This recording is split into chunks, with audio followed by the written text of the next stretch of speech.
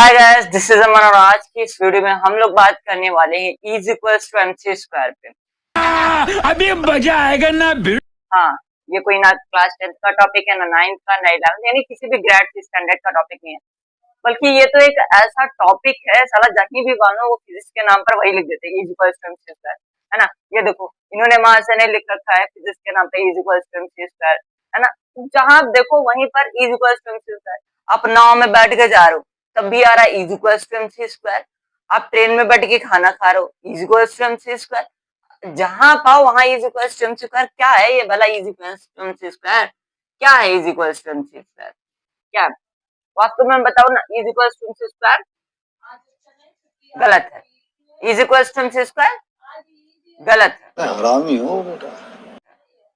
ठीक है, और मैं नहीं कह रहा हूँ, सब कह रहे हैं। अभी प्रूफ कराऊंगा ना, तब देखना is equals to MC square गलत है। यहीं से तुमको ये भी पता चल जाएगा कि कैसे बना हमारा ब्रह्मांड, कैसे आई ये यूनिवर्स, और यूनिवर्स में पहला जो मैटर आया था वो कहां से आया था, वो नहीं, मैं नहीं मानता। वो भी जानते थे। पहले आओ फटाफट से जानते, डेरिवेशन करते हैं।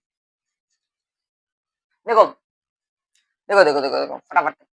आइंस्टाइन भैया कुछ नहीं कहते। आइंस्टाइन भैया ये कहते कि मान लो ये मास है, मैंने मान लिया एक एम नॉट मास रखा हुआ है, भाई एम नॉट मास है रखा हुआ है। अब ये एम नॉट मास को अगर कहीं भी स्पीड से फेंका जाए, ये मान लो मेरे पास एक कोई एम नॉट मास है, मैंने इसको फेंका फेंका। अब इसकी एनर्जी, जब ये यहाँ से ये जा रहा था तब इसकी एनर्जी क्या हो गई, वो मास क्या हो जाएगा, चेंज हो जाएगा। यानी कि जब हम किसी चीज को काइनेटिक एनर्जी, यानी जब किसी मास को हम काइनेटिक एनर्जी देते हैं तो उसका मास जो होता है वो चेंज हो जाता है। तो एम नॉट का मास वो चेंज हो करके बन जाएगा एम, क्या बन जाएगा, एम मास बन जाएगा। हमने दिया इसको काइनेटिक एनर्जी। यानी जब किसी चीज को काइनेटिक एनर्जी दिया जाता है तो वो उसका मास क्या हो जाता है, चेंज हो जाता है, उसके मास में चेंजेस आ जाते हैं। चलो, बात यहाँ तक समझ में आई। तो अब ये मास का जो चेंज आता है, इसकी वैल्यू कैसे निकाला जाता है? इसकी वैल्यू निकालने का एक एग्जैक्ट फॉर्मूला है, जो कि ये है m is equals to 1 upon under root 1 minus v square upon c square, है ना। ये इसका ये फॉर्मूला होता है, ठीक है, ये इसका फॉर्मूला होता है। उससे पहले मैं आपको ये बता दूं कि इन सबका का मतलब क्या होता है। देखो, इनका सबका बहुत अच्छा मतलब होता है। देखो, m जो है हमारा वो चेंज इन मास है, m की वैल्यू होती है चेंज इन मास, v वेलोसिटी है, कितनी वेलोसिटी से फेंका, कितनी वेलोसिटी थी, c speed of light, speed of light, ठीक है, हो गया। आगे बात करते हैं, इसको डेराइव करते हैं, इसको डेरिवेशन करते हैं, बहुत बड़ी डेरिवेशन। तो होल अंडर रूट करने के लिए यहाँ पे एम नॉट, ठीक है, एम नॉट, ठीक है। तो होल अंडर रूट करने के लिए मैं एम नॉट का भी स्क्वायर कर दूंगा, 1 minus we square upon C square. अब ये हो गया होल अंडर रूट। अब ये अंडर रूट से इधर जाएगा, स्क्वायर हो जाएगा, तो M square is equal to M not square upon 1 minus we square upon C square, यही तो होगा। अब इसको मैं डिवाइड से इधर जाएगा इनटू में, तो ये हो जाएगा M square 1 minus we square upon C square बराबर एम नॉट स्क्वायर, ये हो गया। इसको और थोड़ा सा सॉल्व करेंगे तो इसका इनटू इससे हो जाएगा, तो ये हो जाएगा c square minus we square upon C square upon m not square. ये डिवाइड का इधर आएगा इनटू में, इसमें आ जाएगा इनटू में, तो हो जाएगा M square is equal to c square minus we square upon C square m square, या फिर लिख लो m not square C square, ठीक है। यहां तक ही समझ में आया। इसका इंटू इससे कराएंगे तो ये हो जाएगा M square C square minus M square upon V, sorry, into V square is equal to M not square C square, ठीक है। आगे इधर बात करते हैं,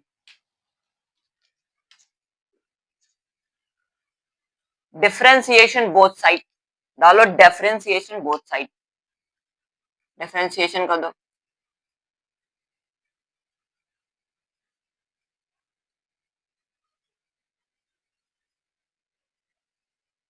दोनों साइडों का डिफरेंशिएशन कर लो। जो कांस्टेंट हो, तुमको तो ये बात पता होगा कि डिफरेंशिएशन में जो चीज कांस्टेंट होती है वो क्या हो जाती है, जीरो हो जाती है। जो चीज कांस्टेंट होगी वो क्या हो जाएगी, जीरो हो जाएगी डिफरेंशिएशन में। ये बात तो तुमको पता है ना। देखो यहाँ पर हमारा एम नॉट कॉन्स्टेंट, ये एम स्क्वायर कॉन्स्टेंट तो नहीं है, लेकिन हमारा ये सी स्क्वायर जो है ये क्या है, कॉन्स्टेंट है। जो कॉन्स्टेंट है तो हम उसको बाहर निकाल देंगे और एम का डिफरेंशिएशन कर देंगे। कॉन्स्टेंट को हम बाहर निकाल देते हैं और जो वेरिएबल है उसको हम डिफरेंशिएशन कर देते हैं। तो इसका डिफरेंशिएशन क्या हो जाएगा, 2m हो जाएगा, और ये हो जाएगा सी स्क्वायर किसका डिफरेंशिएशन किया, डी एम का डिफरेंशिएशन हम लोगों ने कराया, ठीक है। माइनस, अब यहाँ पर ये भी वेरिएबल है और ये भी वेरिएबल है, दोनों वेरिएबल है, तो यहाँ पर हम ये फॉर्मूला लगाएंगे कौन सा, ये तुमको पता है ना, differentiation D by D X of U V, U into V, ये वाला याद है ना। तो एक बार हम u का डिफरेंशिएशन करते थे, एक बार हम डी बाई डी एक्स करते थे u का, है ना, v को कॉमन लेते थे, और एक बार हम डिफरेंशिएशन करते थे v का D by D X of v। ये फॉर्मूला हम लोगों ने मैथ में सीखा हुआ है कि नहीं सीखा हुआ है, ये तो डिफरेंशिएशन में सिखाया गया है ना, कि जब u इंटू वी का डिफरेंशिएशन होता है तो एक बार v को लिया जाता है कांस्टेंट, और एक बार v को कॉमन लिया जाता है कांस्टेंट, और दोनों को प्लस कर दिया जाता है, ठीक है।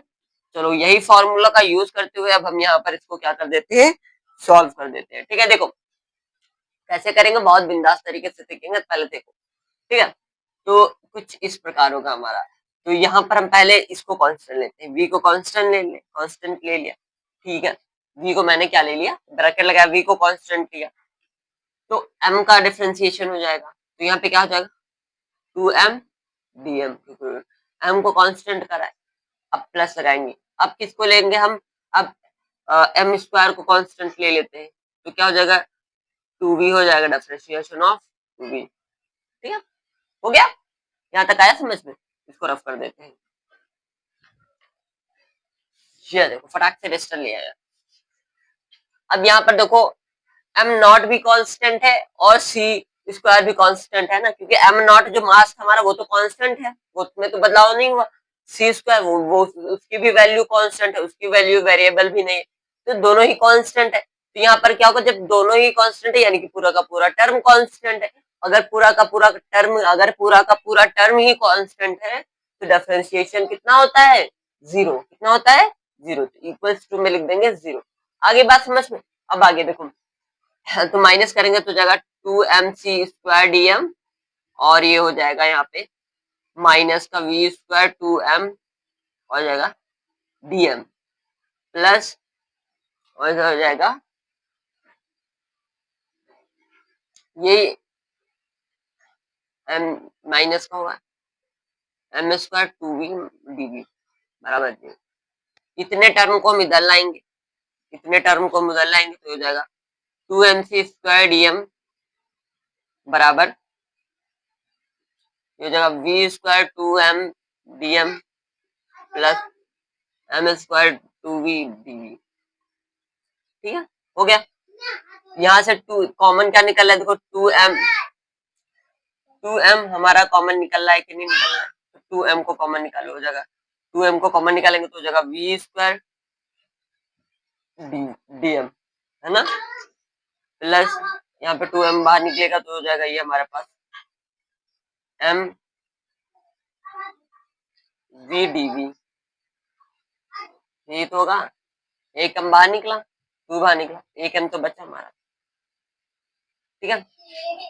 ये हो जाएगा 2mc स्क्वायर dm, 2m से 2m कैंसिल तो हो जाएगा c स्क्वायर dm बराबर v square dm plus mv dm dv। ये आ गया, ये एक फर्स्ट अपना इक्वेशन आ चुकी है, ठीक है।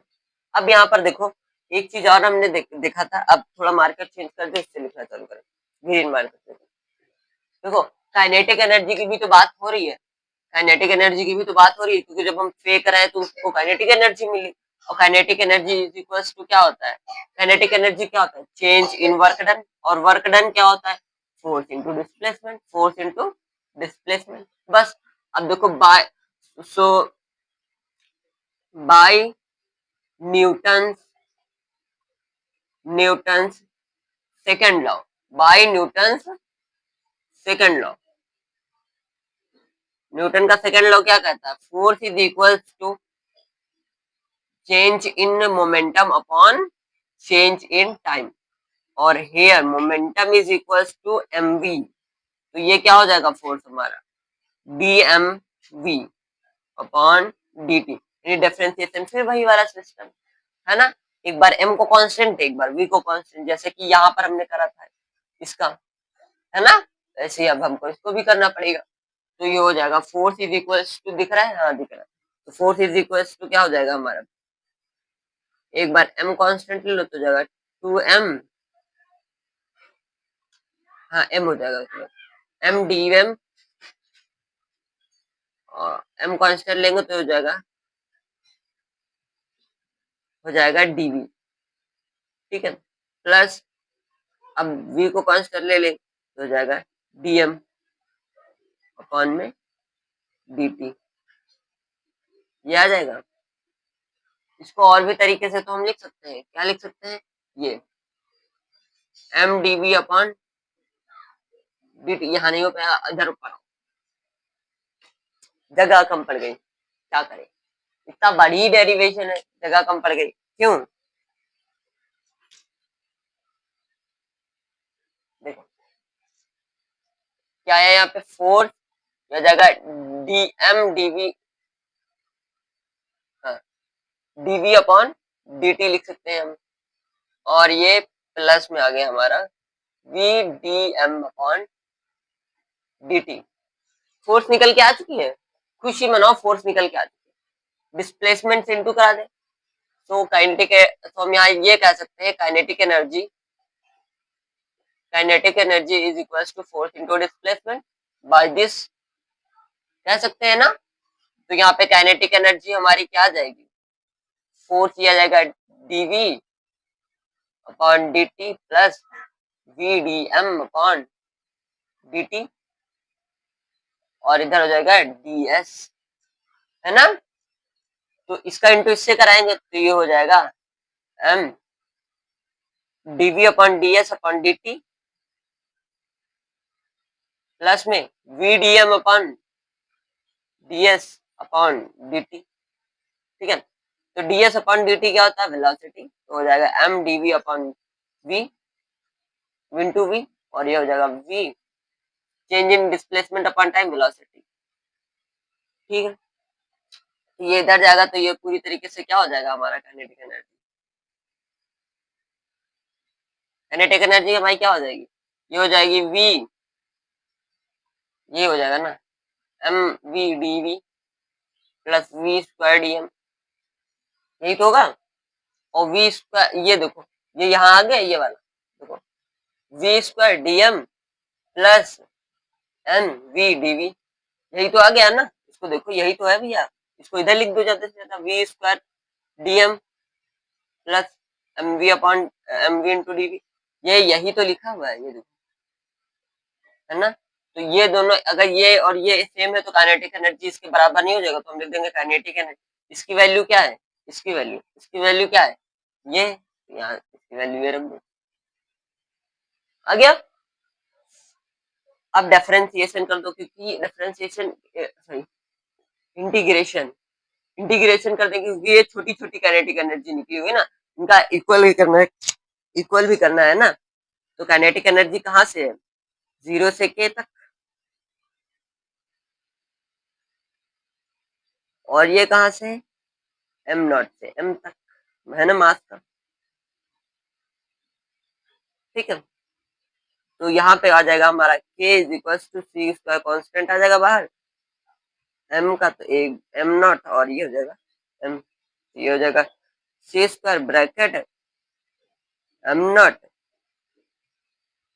प्लस माइनस लगता है m0 माइनस m, आ गया काइनेटिक एनर्जी। टोटल एनर्जी क्या होती है? टोटल एनर्जी क्या होती है?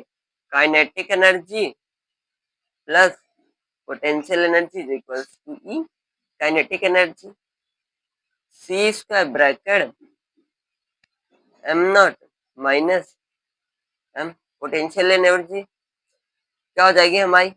रेस्ट मास इनटू स्पीड का square time speed of light का स्क्वायर, यही तो होता है हमारा पोटेंशियल एनर्जी। कॉमन क्या निकल आया, सी स्क्वायर, तो सी स्क्वायर को कॉमन निकाल दो, ये हो जाएगा M not minus M plus M not. पहले इसका करा जाएगा, यहाँ पे थोड़ा गड़बड़ हो गया, ये होगा यहाँ पे, निकालो ठीक है, कुछ नहीं बस जीरो को एम नॉट का, ठीक है। तो ये क्या जगह, एम नॉट से एम नॉट कैंसिल हो जाएगा, तो क्या बचेगा, ये आ जाएगा, और ये इसके अपॉन में आ जाएगा, एम इज इक्वल हो जाएगा ये अपॉन सी स्क्वायर, ये डिवाइड में आ जाएगा ना, आएगी थ्योरम। ये है आइंस्टाइन की थ्योरम। क्यों, आइंस्टाइन की थ्योरम आ चुका है, फॉर्मूला आ चुका है। तो आइंस्टाइन का फॉर्मूला मैं इधर थोड़ा बढ़ा के लिख देता हूँ, ये आ चुका है हमारा m is equal to E upon C square. इसको सही करेंगे तो ई इज इक्वल टू आ जाएगा एम सी स्क्वायर। लेकिन वास्तव में डेरिवेशन की थ्योरी क्या है, ये कह रहा है कि ये डेरिवेशन कहती है, ये डेरिवेशन ये कहती है कि अगर किसी एनर्जी को स्पीड ऑफ लाइट के स्क्वायर में भगाया जाए तो वो क्या बन सकता है, मास बन सकता है। यानी कि अगर किसी भी चीज को स्पीड ऑफ लाइट के स्क्वायर के दुगना भगाया जाए किसी एनर्जी को, तो वो मास का रूप ले सकता है, वो मास में कन्वर्ट हो सकता है। ये बात आइंस्टाइन ने कहा था, ठीक है। और आइंस्टाइन की इसी थ्योरी की वजह से यह हमें सिद्ध होता है कि जो यूनिवर्स है, कहीं ना कहीं यूनिवर्स में एनर्जी रही होगी, है ना, माइक चल रहा है, कहीं ना कहीं यूनिवर्स में एनर्जी रही होगी, और वो एनर्जी स्पीड ऑफ लाइट के स्क्वायर में ट्रेवल करी होगी, इतनी तेजी से ट्रेवल करी होगी ताकि उसकी वैल्यू हुई होगी लगभग जाकर कुछ वही स्पीड के स्क्वायर के बराबर, तभी जाकर के पहला मैटर बना होगा। ऐसे ही करते करते कई एनर्जियां ऐसी ही स्पीड से ट्रेवल करी होंगी या फिर इससे ज्यादा स्पीड से ट्रेवल करी हुई होंगी, तो जाकर के मैटर बने होंगे, बहुत सारे मैटर बने होंगे, तब उन्होंने जाकर के कहीं सन का फाउंडेशन करा होगा या फिर सन का निर्माण करा होगा, और ऐसे ही करते हुए गए वो हमारे प्लैनेट्स बने। उसके आगे की स्टोरी तो तुम लोग जानते हो। तो how was this video, comment box में जरूर बताइएगा, लाइक एंड शेयर कर दीजिएगा, ताकि फिर से एक बार आइंस्टाइन को हिला देने वाली थ्योरी लेकर के। कैसा लगा मेरा मजाक? हिला दिया ना आइंस्टाइन की थ्योरी ने, बहुत इजी थी, बहुत इजी थी, है ना, बहुत छोटी डेरिवेशन है? कौन है ये लोग, कहां से आते हैं?